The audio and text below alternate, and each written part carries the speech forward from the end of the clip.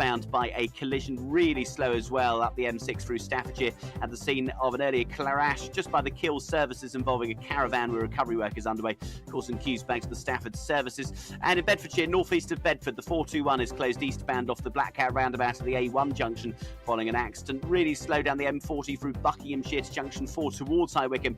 A lane's blocked off the exit Slip Road just by the Handy Cross roundabout where a lorry is broken down. And on London Underground, severe delays continue on the Victoria line following a points failure at Brixton. That's the latest. You can stay up to date throughout the day by visiting our website, gbnews.com. It's the final week to see how you can win a whopping £20,000 cash. And because it's totally tax-free, every single penny will be in your bank account to do whatever you like with. £20,000 in tax-free cash really could be yours this summer. Hurry, as lines close on Friday. You've got to be in it to win it. For another chance to win £20,000 in tax-free cash, text PRIZE to 63232. Text costs £2 plus one standard network rate message. Or post your name and number to GB05, PO Box 8690, Derby DE1 9TT. UK only. Entrance must be 18 or over. Lines close at 5 p.m. on Friday. Full terms and privacy notice at gbnews.com/win. Please check the closing time if listening or watching on demand. Good luck.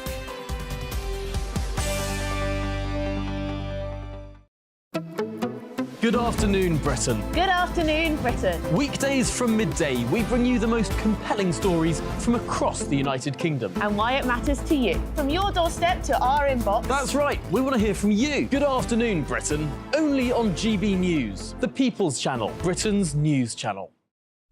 Every Saturday, 10 till 12, we'll bring you all of the news that you need to know. We'll also remind you that there is so much to smile about. It's my favourite time of the week. I get to relax, enjoy some light-hearted stories, and let Ellie teach me about fashion too. That's Saturday Morning Live, every Saturday, 10 till 12. Only on GB News, Britain's news channel.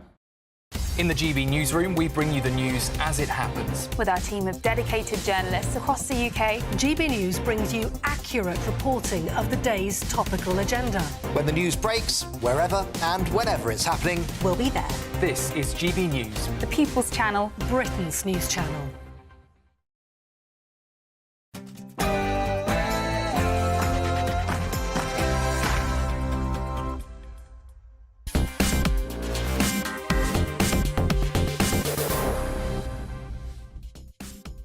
Good evening and welcome to Farage with me, Camilla Tominey. Big show lined up for you. Of course, we're going to be reflecting on Nigel's big speech on immigration in Dover and, of course, that extraordinary BBC apology. We're also going to be talking about whether this is a TikTok election dominated by social media, and we're going to be speaking to the female fly fisher woman who wants to join an all-male angling club. But first, here's the news with Polly Middlehurst.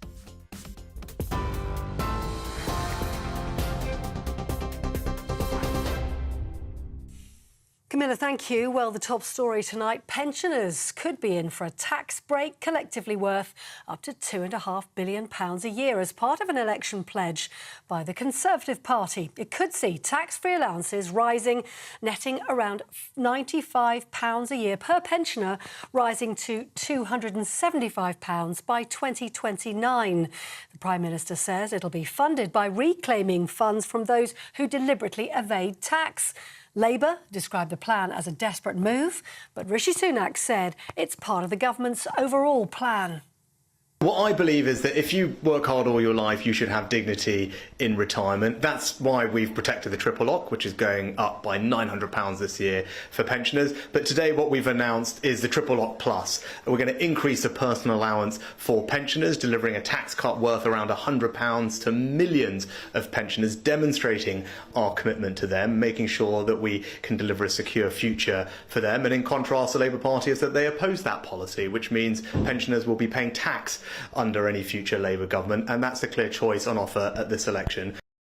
Sunak speaking earlier on this afternoon. Well, the Shadows Chancellor has told GB News that pensioners are in fact paying more tax because of the Conservative government.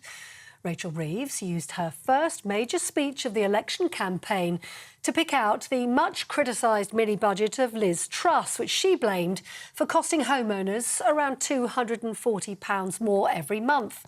Speaking to GB News' political editor Christopher Hope, Miss Reeves said wages remain flat and taxpayers are being asked to pay more for less. Everything that I put forward will be fully costed and fully funded, because I will never play fast and loose with the public finances, because when you do so, you put family finances and pensioners' finances in peril. And the Conservatives are now adding bauble after bauble to the Christmas tree without any idea of how they're going to fund these new commitments. Yesterday, they said they were going to use this money to create a national service scheme. Today, they're saying they'll use this same pot of money to give a tax break for pensioners. Well, the reason that pensioners are paying more tax today is because of decisions by this Conservative Prime Minister. Rachel Reeves speaking to GB News earlier on today. Meanwhile, the Deputy Labour leader has accused the Conservatives of using desperate tactics after Greater Manchester Police said it'll take no further action in its investigation into electoral irregularities. Angela Rayner had been closely scrutinised over whether or not she'd paid the right amount of tax on the sale of her council home back in 2015, after there were conflicting stories over whether or not it had been her principal residence. In a statement released this afternoon, police clarified that matters involving council tax don't fall under its jurisdiction. Sir Keir Starmer reacted this afternoon. I never doubted that Angela hadn't done anything wrong, and now she's been completely cleared by the police. And that means that Angela can be campaigning with us. This is an important moment for the country. This is an election that is all about change, turning our back on 14 years of chaos and division. Starmer. For the latest stories, do sign up to GB News. Scan the QR code on the screen right now, or go to gbnews.com/alerts.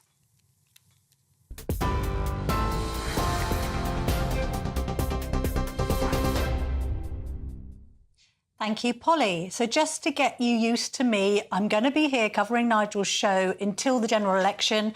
But don't worry, because we will always have a side order. In fact, a very generous, almost American-style sized side order of Farage on every show. Of course, he's going to join me in just a moment to discuss his big speech in Dover on immigration. Also going to get the first reaction, of course, to the BBC row that broke out. This is what he said this morning about the small boats crisis. He suggested that it should be declared a national security emergency.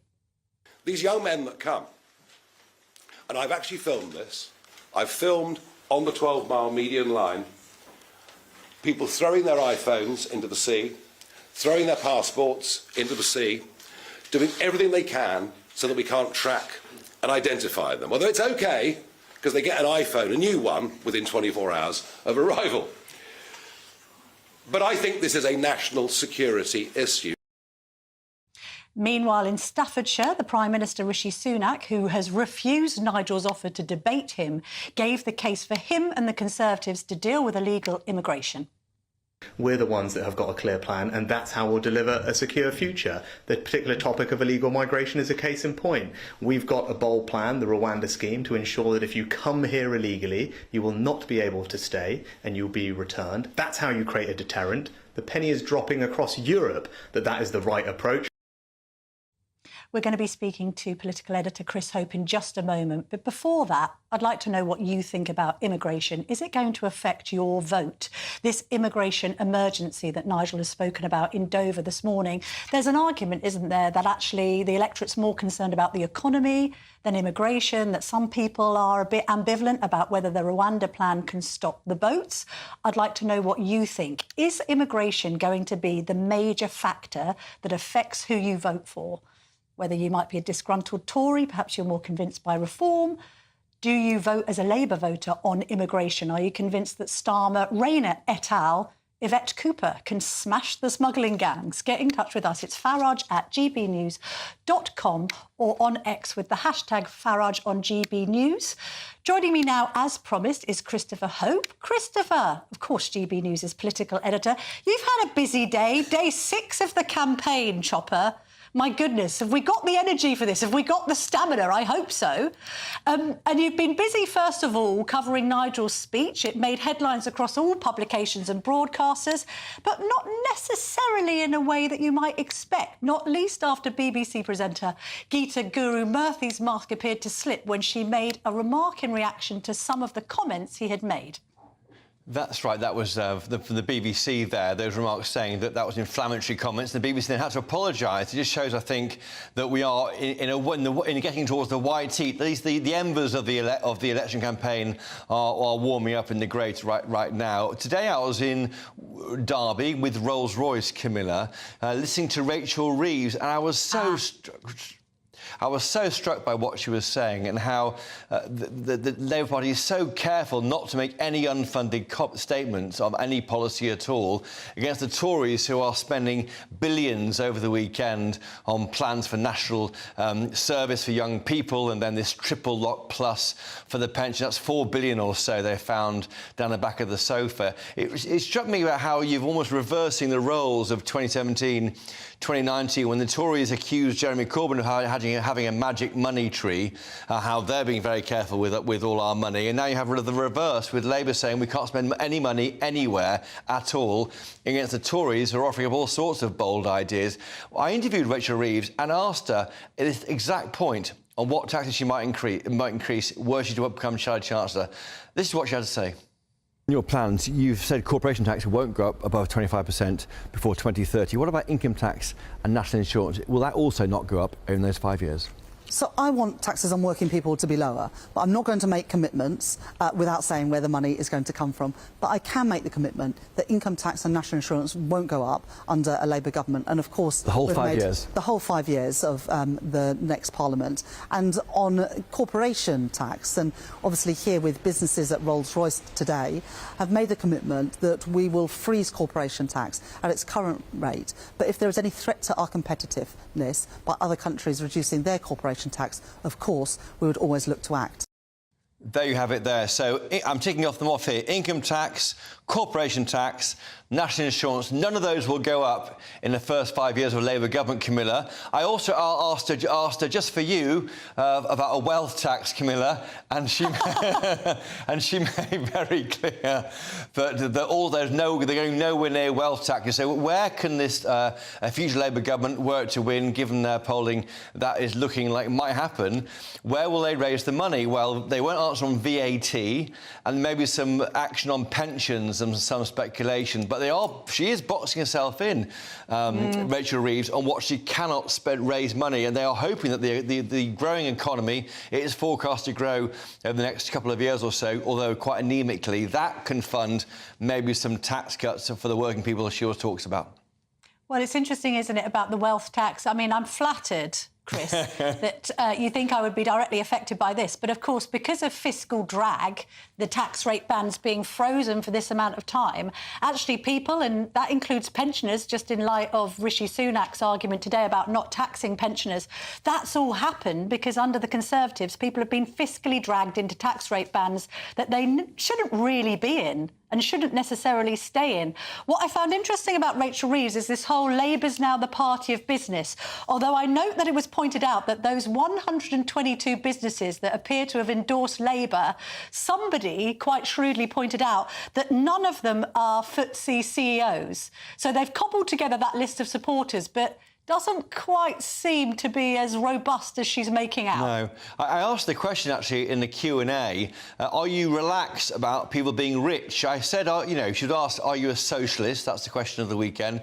She said she's a social democrat. I said, well, you're not a socialist, but are you relaxed about people getting filthy rich because you want to be on side with business? And she said she's quite keen to support those. If you work hard, you get paid appropriately. So I think those kind of tensions might be issues going forward when we get into bonus season in the first year of a Labour government. But I think I was struck by the nerves around the operation. Maybe it's just day 6 of a campaign, nervous about committing to anything that isn't already funded. They can see traps everywhere. They're nervously not going towards anywhere near matching the money spent by the Tory party over the weekend. And the roles are reversed. The Tories are playing catch up. And on the motto the party's got this election is change. Well, in truth, it's no change, and that's what was so striking, because she was asked about this. She says no stability is change. So they're almost saying, in an oxymoronic way, not giving you more guarantee of what's happening is actual change compared to Liz Truss and the like. Chopper, thank you very much indeed. I'm not convinced whether change is stability or stability is change really works as a slogan. And as Nigel Farage pointed out earlier today, there's barely a fag paper between the Tories and Labour when it comes to immigration.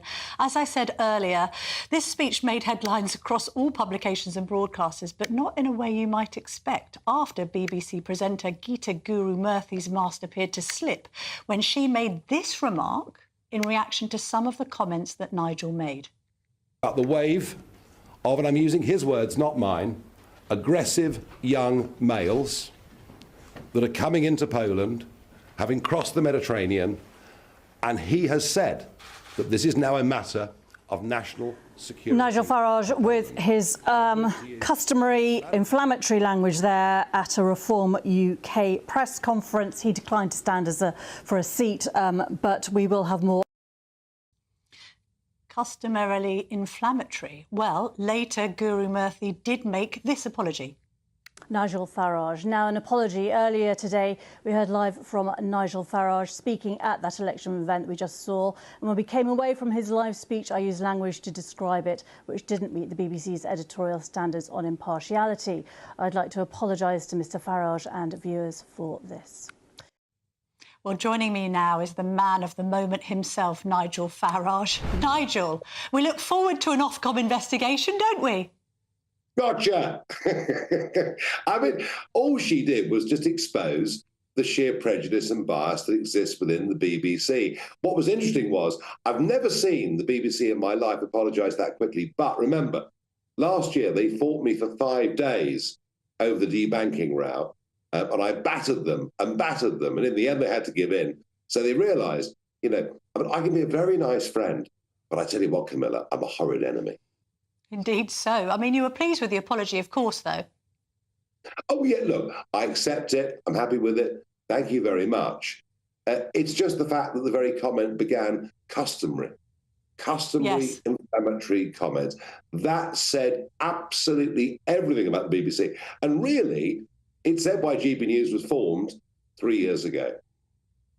Also, weren't you just parroting what Donald Tusk had said about the influx of migrants into Poland? I mean, that's the extraordinary thing, isn't it? I mean, I have said before, having met face-to-face these young men in the English Channel, how aggressive many of them are. But I didn't say it today. I quoted an EU lovey, you know, the former boss of the European Council, Donald Tusk. But clearly, if it comes from me, context gets lost entirely. Lovely to see you reunited once again with your old EU brethren, Nigel. Let's talk about the whole issue of Muslim voters. I know you've got yourself in a little bit of hot water over the weekend with some comments you made to Trevor. Well, not hot water. I'm saying the media made something of it. You don't think that there's anything to say. You talked this morning about the idea of sectarianism and how conversations might be taking place in communities in Britain where women are excluded. You've talked about the young Muslim vote maybe seeming to be anti-British and anti-British values. And then I wanted to get your comment on this, Nigel, because the Guido Fawkes website today has published a leaked clip of Labour's deputy leader, Angela Rayner, recently exonerated from a police probe, pleading with Muslim voters in Ashton-under-Lyme. This is what she had said. Now, I know that people are angry about what's happening in the Middle East. And I said live on TV, and I say to this day, if me resigning as an MP now would bring a ceasefire, I would do it. I would do it. Only last week, the Labour Party were supporting the ICC. The Conservatives didn't support the ICC. So at this general election on that issue, we can't affect anything when we're not in government. And if Labour get into power, we will recognise Palestine. What's your reaction to that, Nigel?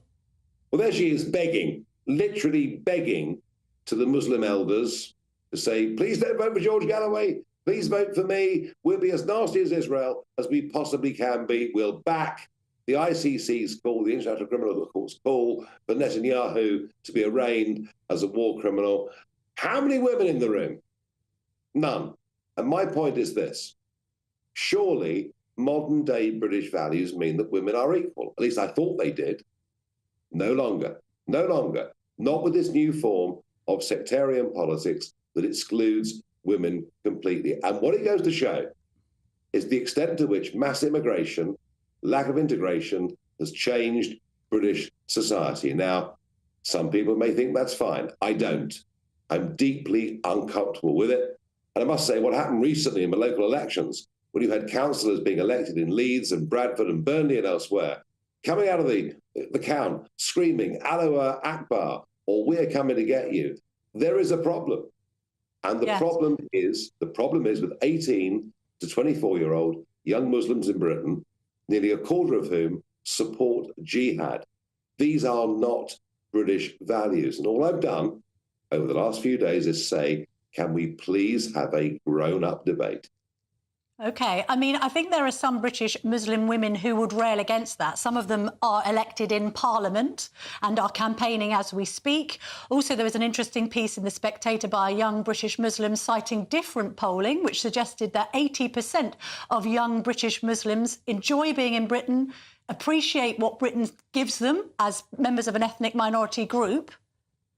But what's interesting about Angela Rayner's intervention here is she's got a very difficult line to balance, hasn't she? Because on one hand, we've had Keir Starmer trying to appear like the Western statesman in saying that Israel had a right to defend itself, but yet balancing that up against, as you've touched upon, this threat from George Galloway and other independents to the Labour vote, which are more staunchly on the side of Palestine. Let's be clear. The vast majority of British Muslims are doing well. They're, getting qualified, having jobs, paying taxes, and want their kids to do well. Actually, this growth of extremism amongst Muslim youth, this radicalisation, particularly since the events of October the 7th in Gaza, is a bigger threat to them, Camilla, than to you or I living our lives. What's been so fascinating over the last few days is, for me, and by the way, Angela Rayner did mention my name to that group. What's been so fascinating is to see an attempt by the most mainstream media to close down this debate.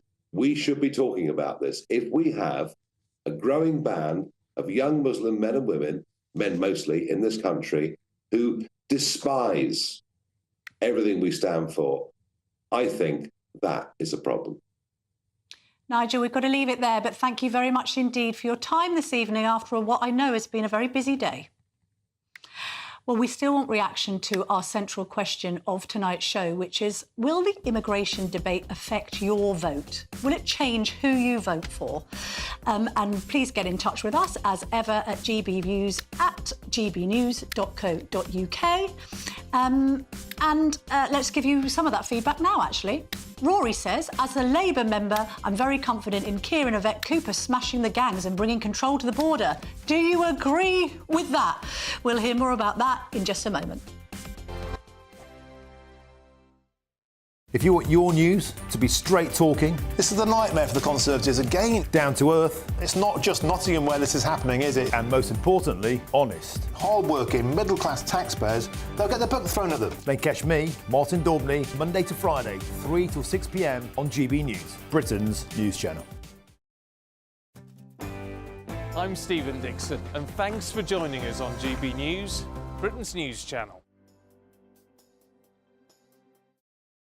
This is GB News, Britain's news channel. Have government done enough, do you think, to actually help them out? I think there will be occasions where people have tried to run a venture, whether it be a pub, a restaurant or anything sort of like that, in the hospitality sector, and it hasn't become commercially viable because of costs, because of bad accounting or because of bad business people. That is just a fact of life. That happens in every sector. So there will be pubs that are closing because they've been poorly run.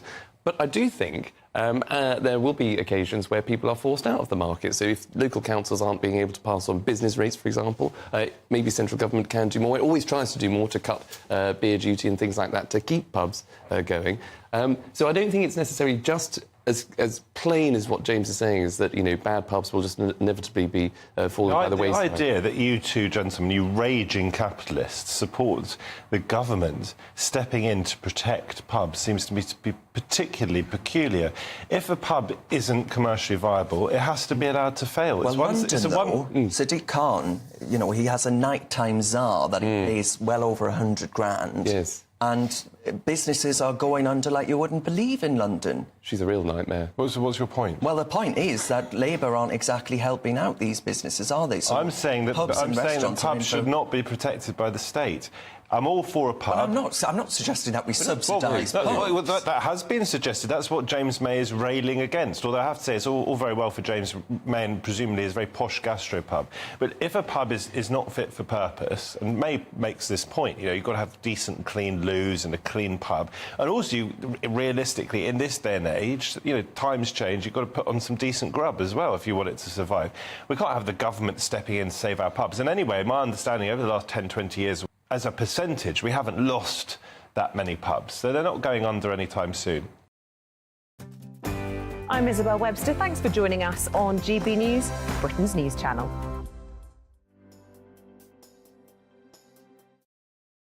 Join me, Neil Oliver, every Sunday night at 6 p.m. on GB News. And if an hour is not nearly enough for you, go to gbnews.com for special extended episodes online every Friday at 9 p.m, where we can truly get into the nitty-gritty of what's going on. GB News, Britain's news channel.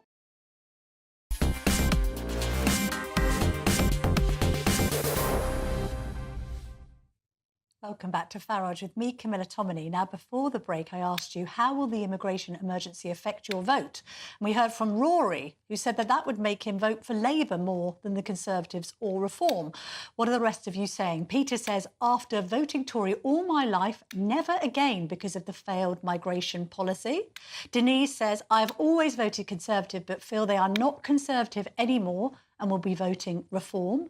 Terry says, scrap the Rwanda fiasco and spend the money on putting the Royal Navy in the Channel and turning them back. And Paul adds, in the context of where I place my vote, migration will play a significant part. Currently, neither Sunak or Starmer will be getting my vote. So that seems to suggest that a lot of you are more concerned about immigration than necessarily you are about the economy. Before the break, you heard me speaking to Nigel. I got his reaction on the controversy caused by his speech on immigration this morning, including a row with the BBC, ending with the corporation apologising. And this is what he said. I said before, having met face-to-face these young men in the English Channel, how aggressive many of them are. But I didn't say it today. I quoted an EU lovey, the former boss of the European Council, Donald Tusk. But clearly, if it comes from me, context gets lost entirely. To get the reaction to that, I'm joined by Peter Edwards, former editor of Labour List, and Sunil Sharma, Chief Operating Officer of the Conservative Friends of the Commonwealth. Lovely to see you this evening, gents. Let's start with you first of all, Peter. Are Labour convincing on immigration? We just heard from a lot of viewers and listeners who are saying that they don't think they are and that they'd rather vote for Reform than Labour or even the Tories. Immigration is a really important issue, especially election time. The last poll I saw, which I think was Ipsos Mori, around the start of this calendar year, Labour had a narrow lead on immigration and asylum issues. So, you know, they won't be complacent. I'm sure you're fed up of hearing that phrase about no complacency. Immigration's important election time, but I think the public have generally lost faith in the government because of broken promises. Sunil, what do you think of what Nigel Farage has said this morning? I mean, some people, including the BBC, have found it inflammatory and had to apologise for it. Is he going too far or does he have a point? No, I think he definitely has a point. I think we've got to a stage now where we're so scared of offending a small minority that we're prepared to hurt the majority. And what Nigel said this morning, I think the vast majority of this country would agree with.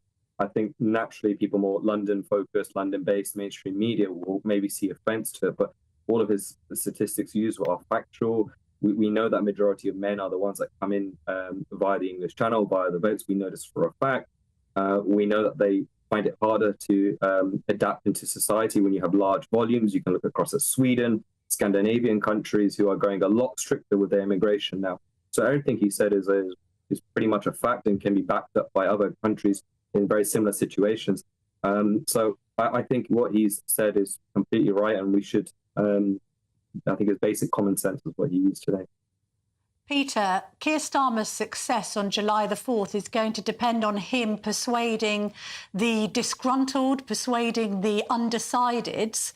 If they're worried about immigration, is he the right person to sell the message that Labour will bring immigration down, both legal and illegal, when everyone knows that when he worked as a lawyer, he was somebody that fought for more immigration, not less?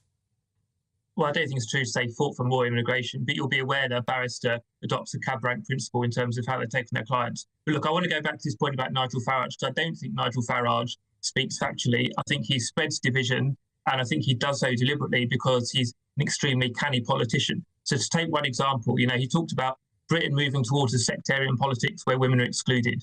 In the borough I've spent most time, Tower Hamlets in East London, the Labour group has a majority of women. So I really think it's in Nigel Farage's tactical interests, but not in Britain's interests, to spread dangerous myths about immigration, because it turns people towards smaller parties. Nigel Farage's approach is a plague on all your houses, but he doesn't have the data to back that up. Although he makes a good point, doesn't he, about some of the Green and independent councillors that we witnessed at the local elections, sort of seemingly making their own campaigns much more about freeing Palestine than actual local constituency matters. I mean, the Green candidate who was shouting Allah Akbar in the street, I wouldn't imagine has been chosen by the Greens because of his sort of eco-warriorness or any of his other Green policies.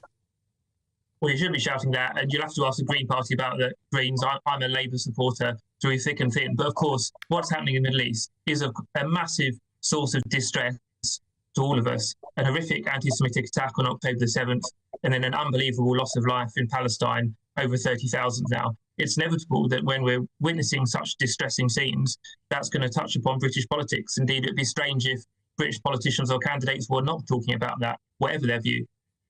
Sunil, do you think that the Tories have given up on the Muslim vote and that actually that's a big disadvantage to them? Because if you think about most Muslim communities, they've got small c conservative values. They're probably socially conservative. They're obviously religious. They're family orientated. They're aspirational. In many respects, they've been lost to Labour. It's almost a given that Muslim people should vote for Labour, even though there's a lot for the Conservative Party, one assumes, to offer them. Yeah, I think it's a really difficult one. I definitely agree with the entrepreneurial nature of the Muslim communities, that they are socially more conservative.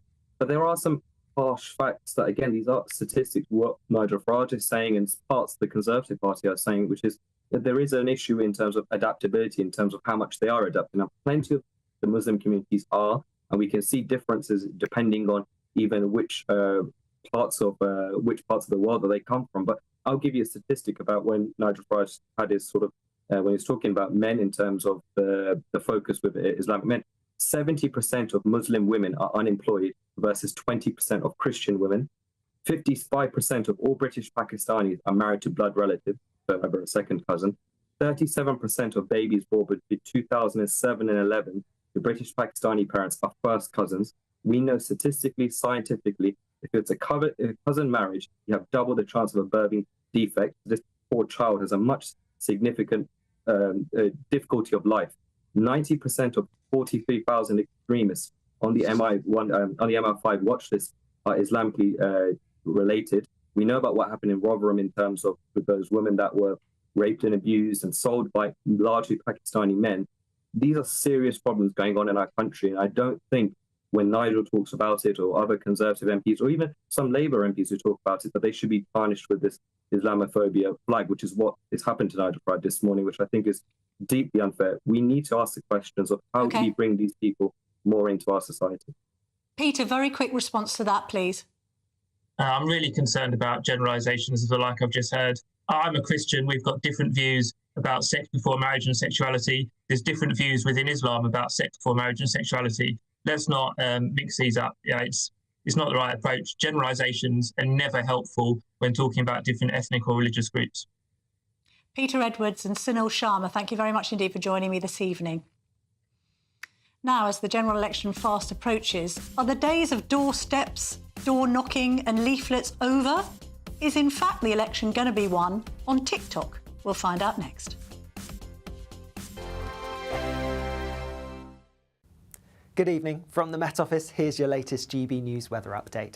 Whilst it is going to turn drier for most of us by the weekend, before then we still have some thundery showers around. Earlier on today we had a weather system pushing its way northeastwards across the country, bringing some heavy, persistent rain for many of us. That's now starting to clear, though lingering across some northeastern parts through this evening and overnight, and behind it, it isn't turning completely dry. Further outbreaks of showery rain, and some of these could still be heavy, possibly the odd rumble of thunder overnight. Many places staying quite cloudy, so temperatures aren't going to drop a huge amount, but there will be some clear skies around, especially towards the south, and here we could see a few pockets of mist and fog developing tomorrow morning. If we take a closer look at what's happening tomorrow morning, though, quite a cloudy start across northeast Scotland and some outbreaks of lingering rain here. Maybe some brightness across northwest Scotland around the central belt, but on the whole largely cloudy. Further outbreaks of showery rain to be had. Similar for Northern Ireland and Northern England, though some bright spells possible. A brighter picture, though, across central southern England. Greater chance of seeing some sunshine, particularly once any mist and fog patches clear away. As we go through the rest of the day, and it is going to be quite a showery picture for most of us. Any rain lingering towards the northeast may continue for a time, but the greater story will be the fact that there'll be some hefty showers, particularly for eastern Scotland, northeast England, some of these turning heavy and thundery. Elsewhere, the showers may be not quite as intense, but some rumbles of thunder are possible. There will be some sunny spells in between the showers, though, and temperatures rising into the mid to high teens or possibly low 20s towards the southeast. Thursday is going to be another showery day for many of us. Perhaps the showers not quite as intense as on Wednesday, but nonetheless some thundery downpours are still possible, though there will again be some bright or sunny spells in between any showers. Like I said at the start, it is turning drier into the weekend, and so particularly by Saturday and Sunday it's looking mostly fine and quite warm. Bye-bye. GB News is Britain's election channel. And when the big stories break, we're tackling them on Britain's newsroom. When we disagree, and we disagree a lot, it's even livelier than normal. We don't disagree that much. We do. His comedy, though, is revolting. I knew her, unlike you. That explains Beverly Turner's temperament. It's a bit frothy in here, isn't it? He'll have one of me one day. For dartball practice. Britain's newsroom on GB News. Weekdays, 9:30 a.m. GB News, the People's Channel, Britain's news channel.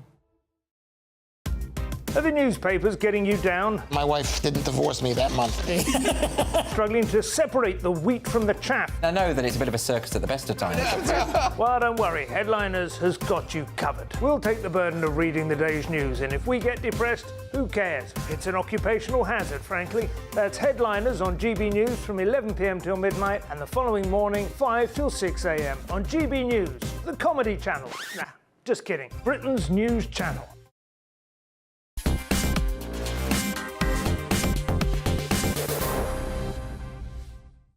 Welcome back to Farage with me, Camilla Tominey. Now, I was interviewing David Davis, the long-standing Tory MP, the other week about how the campaign might be played out on the streets of Britain. And he made the point that these days it's 80% air war and 20% ground war. He's a former territorial army man in the SAS, so he used that analogy. And what he meant was that it's not about kind of pounding the streets anymore. It's very much about social media. And that's borne out by some statistics. So young people get their news from Instagram, 50%, TikTok 45%, and then conventional online news websites 35%. So that's the direction of travel. The big question, I think, for young voters in this election, and this is the offering they've been given. On one hand, you've got Labour offering them votes at 16 and 17 years old. On the other, you've got the Tories offering them arguably maths at 18 and national service. So we sent out our fine young reporter, Adam, to find out what the young people think of the election campaign so far. So Adam Cherry headed over to King's College London earlier today, and this is what they said. National service, what do you make of that? I think it's a very desperate, populistic move from the government, from a zombie government that's in its dying breaths. I like the idea of people being of service. I can imagine finding purpose in it. It doesn't seem like they've thought through the practical details whatsoever. Even if it weren't £2.5 billion that we don't have, it would still be a stupid idea. It's clearly just a kind of, we need old people to like us again. Yeah, well, to be fair, I don't think it's too bad. I think if it was a mandatory thing for everyone and everyone had to do it, I don't think it'd be the end of the world, and it's only for a year. Keir Starmer, votes at 16. What do we reckon to that one? I had some pretty developed political opinions at 16. Yeah, I don't hate it. Wouldn't have minded being able to vote when I was 16. I feel like, if you're old enough to work and you're old enough to earn a salary and earn taxes, then you should have a say in our parliamentary democracy. 18 might seem like a more reasonable age for voting. I think it's too broad. Me as 19, I don't have the biggest idea of what really is going on with politics and stuff. I think 16-year-olds, unless they're like masterminds, I think you're pretty lost with letting 16-year-olds vote. All right, so a fairly mixed picture there. Sharon Gaffiger joins me now in the studio. She's co-lead of Give an X, which is a pro-voting campaign particularly aimed at young people, and a women's rights activist. Lovely to see you today, Sharon. Thanks for coming in. I found this statistic nuts from Savanta polling. The Conservatives trail Labour by 47 points among 18 to 25-year-olds, and that's double the lead that the Labour Party had on the Conservatives in 1997, when it was 22 points. So this whole idea, perhaps, of a young Conservative seems a little bit oxymoronic. Maybe there are no such things. What do you think about social media and how persuasive it now is on young minds? Because I wouldn't think that young people, if they can vote, and obviously Keir Starmer suggested they should be younger to vote, but let's take the average 18-year-old. Are they going to be reading a leaflet dropped through the front door? I'm 28 years old and I don't necessarily want to read a leaflet that's been dropped through the front door, because we all know that they're geared towards whatever messaging they've got, whereas, I get quite a lot of my personal news from social media. There's outlets that I trust, reporters that I trust, or public figures that people find me a public figure that they trust, so they look to their news from me. When it comes to, for example, you were saying that I was a co-lead for Give an X campaign, that's to drive young people to the polling stations, because we know that young people are politically active and politically interested. You see the engagement on social media is really strong and really high, but actually getting them to the polling stations is a little bit different. Well, that's interesting, because turnout is historically low among that group. In fact, one of the counter-arguments to 16 and 17-year-olds being given the vote is that they might not use their vote. And yet, as you say, we see young people being ever more vocal on social media. They've been particularly vocal, for instance, in recent times over the debate over Gaza. So why is it? I suppose if you were going to be nasty and ungenerous towards millennials and indeed Generation Zs, you'd say they're too lazy to get to the polling booth. I wouldn't say it's laziness. I would say that maybe they don't feel represented by the people that they see on their ballot paper. And I think actually that I think there's different ways now of being politically active, setting up your own campaign, being vocal online instead of just turning up at the polling station. And when it comes to TikTok and other kind of mediums, it's been interesting to see the government particularly embrace TikTok in this campaign, not least when it was only a few months ago that ministers, including, I think, Deputy Prime Minister Oliver Dowden, was saying everyone needs to come off TikTok because of the threat from Chinese hacking. Is the average sort of politically minded 18, 19, 20-year-old going to set much store by a video recorded by Rishi Sunak or Keir Starmer or Ed Davey? I don't necessarily think it's the political leaders creating social media content or TikToks that's going to drive young people to want to vote for them. From my experience, is actually there's a lot of brands that are making political content, things that are actually really relatable to young people. I don't necessarily relate to any of the politicians that have sat in the House of Commons for a long time. So, it's about looking for people that are relatable. And I think one thing that the Labour Party have done really well in previous years is finding people that have big social media followings that are relatable to young people. We know that when Jeremy Corbyn was running for Prime Minister, he had the backing of Stormzy, which obviously has a huge following from young people. Yeah, although it didn't do him much good in 2019. But I think that the Conservative Party have struggled to replicate that kind of backing from a relatable person with a big public following, particularly from young people. Sharon, very nice to speak to you this evening. Thank you very much. We shall continue to watch your socials with great interest as ever. Well, let's get on to another story, actually, which Sharon would probably be quite interested in as somebody who champions women's rights, because the esteemed Garrick Club may have voted to allow female members for the first time, but now it seems another historic members club could be following in its footsteps. The 140-year-old Fly Fishers Club may may be poised to make a similarly historic move as Marina Gibson, well named, being a fisherwoman called Marina, one of the country's leading female anglers, has called on the club to finally admit women. Well, to discuss this with me, I'm delighted to be joined down the line from Ripon by Marina herself. Lovely to see you, fly fishing instructor and guide. To be fair, look, Marina, my dad goes fly fishing. He loves fly fishing the River Test. He's fly fished all of his life. Never got me into it as his daughter. How many women are anglers? I mean, is there a big female fishing community? Well, I've had 11 on the lake today. Oh, OK. Yeah, so that just goes to show that there's lots of women out there fishing, participating. There's more and more instructors getting their coaching exams and casting exams under their wing. So it is increasing, and it's really positive. And why are you calling for female admission to this 140-year-old club? I suppose the counter-argument could be, if there's a thriving fisherwoman community, then set up your own club.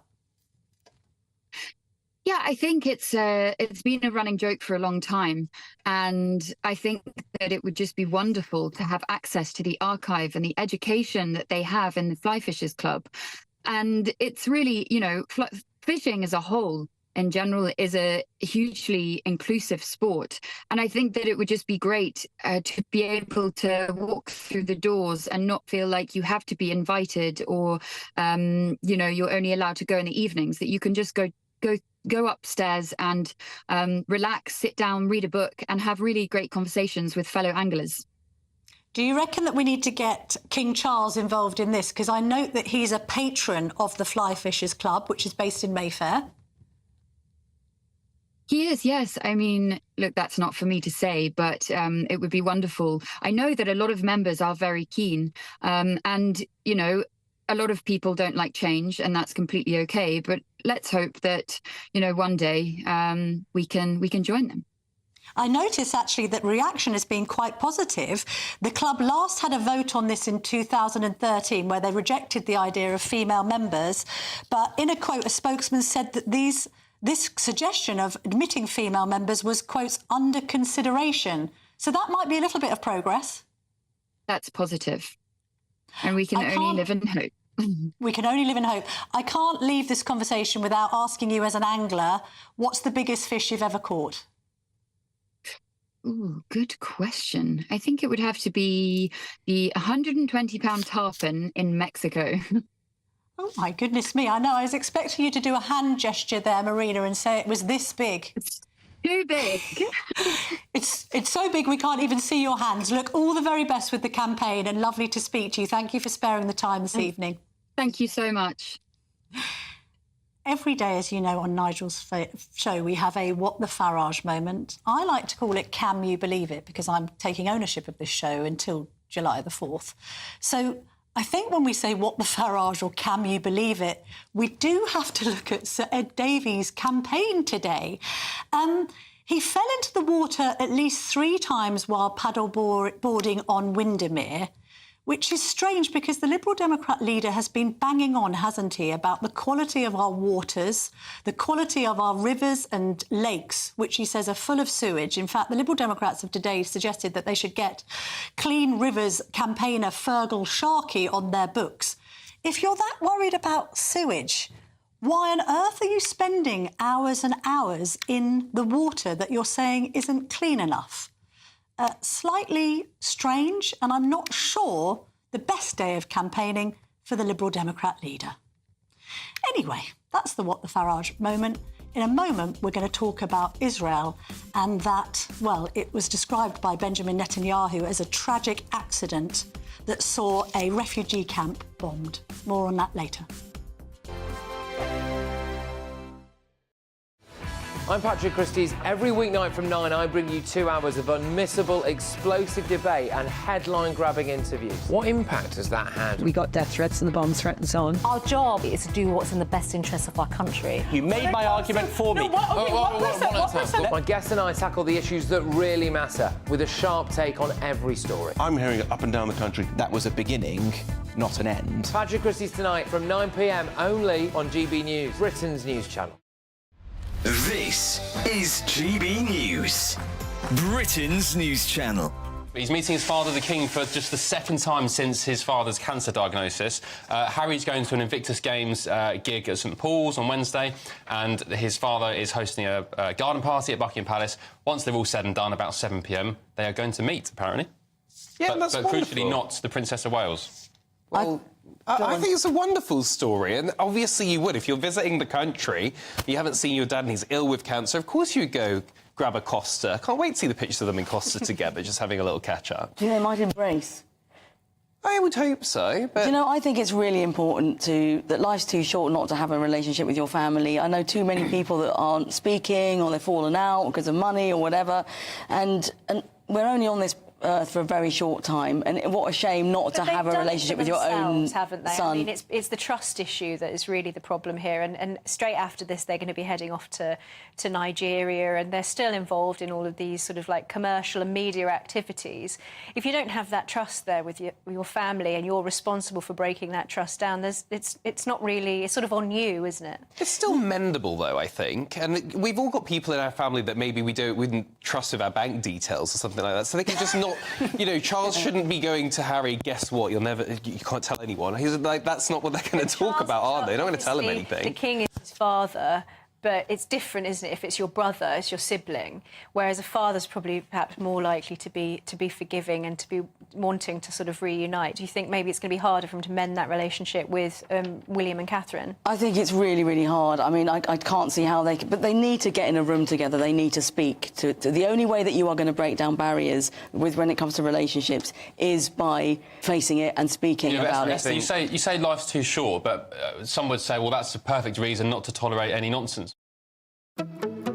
Good afternoon, Britain. Good afternoon, Britain. Weekdays from midday, we bring you the most compelling stories from across the United Kingdom. And why it matters to you. From your doorstep to our inbox. That's right, we want to hear from you. Good afternoon, Britain. Only on GB News, the People's Channel, Britain's news channel. I'm Gloria De Piero. This is GB News, Britain's election channel.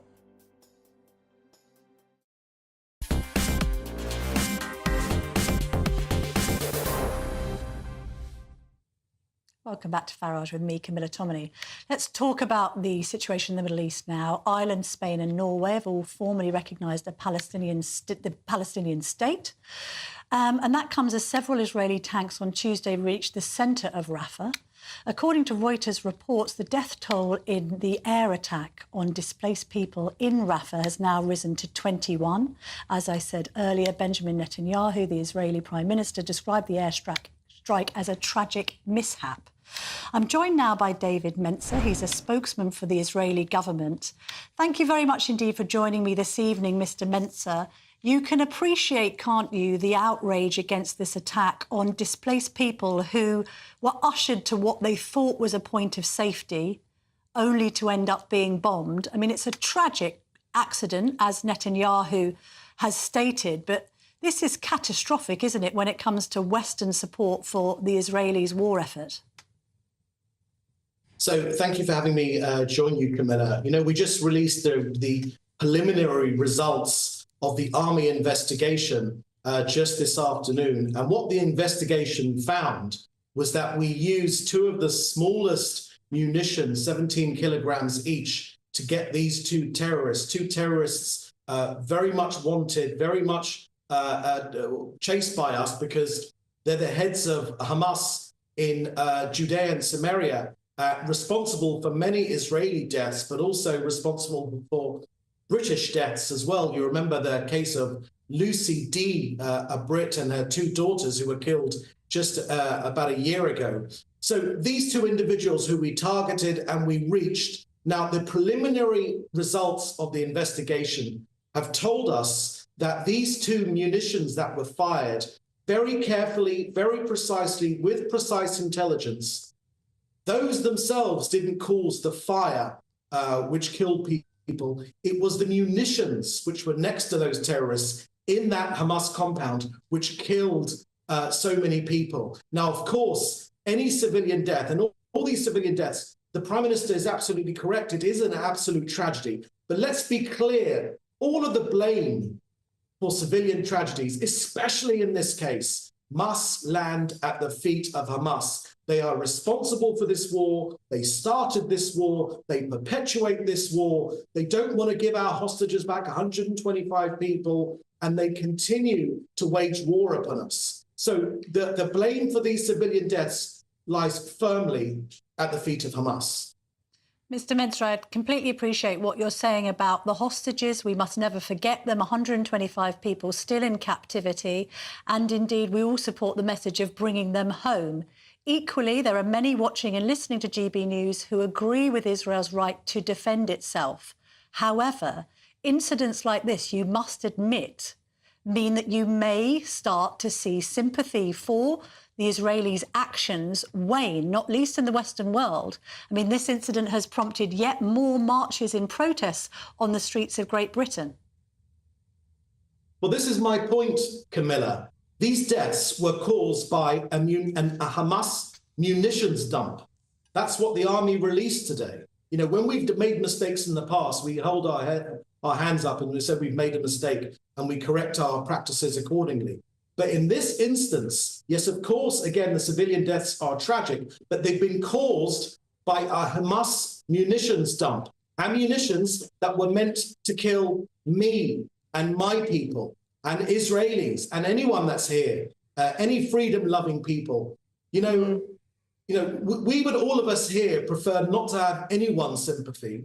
We just want to win this war against Hamas, because whether we have Western sympathy or not, and we do, of course, have much understanding in the UK, which we do, of course, appreciate. But ultimately, we're fighting for our very survival here. So whether we have sympathy or not is irrelevant to us. Understanding is important, but also winning this war is what's important to us. We've got a genocidal murderous organization not thousands of miles away on our very doorstep. They say they want to do October the 7th again, the rapes, the beheadings, the burning families, and we're going to stop them.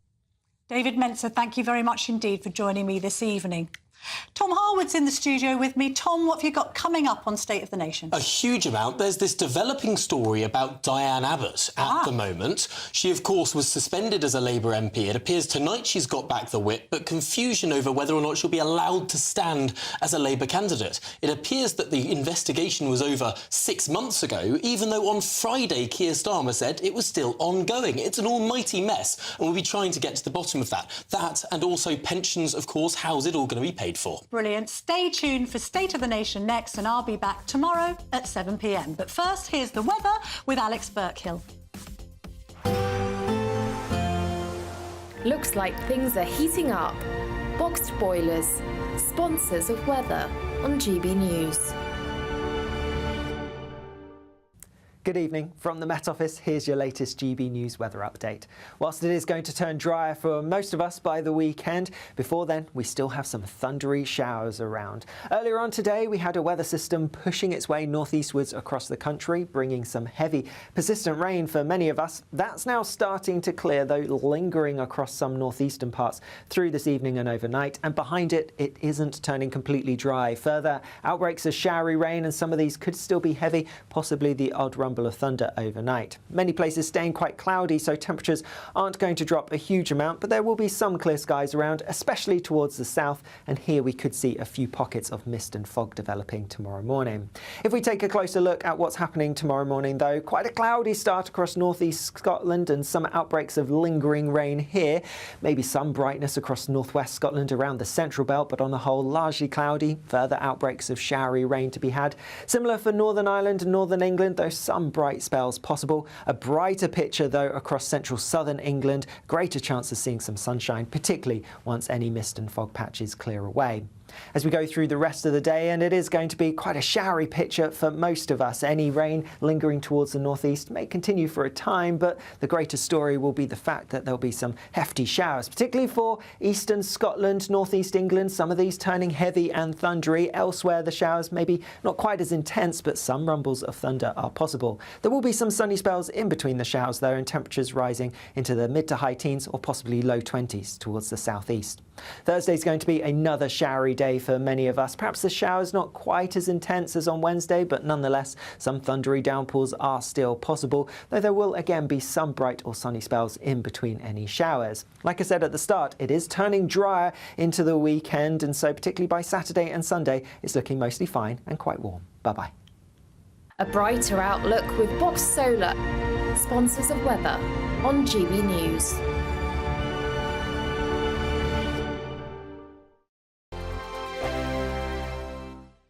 You really could be our next big winner with an incredible £20,000 in tax-free cash to play with this summer. What would you spend that on? Well, whilst you're thinking about it, listen to some of our previous winners getting that winning phone call from us. You're the winner of the Great British Giveaway. I'm slipping neck. Oh dear. Oh my God, are you joking? Do you know what? I've never won anything like this in my life. Oh my God, this is amazing. Thank you. Hurry, as lines close on Friday. For another chance to win £20,000 in tax-free cash, text PRIZE to 63232. Text costs £2.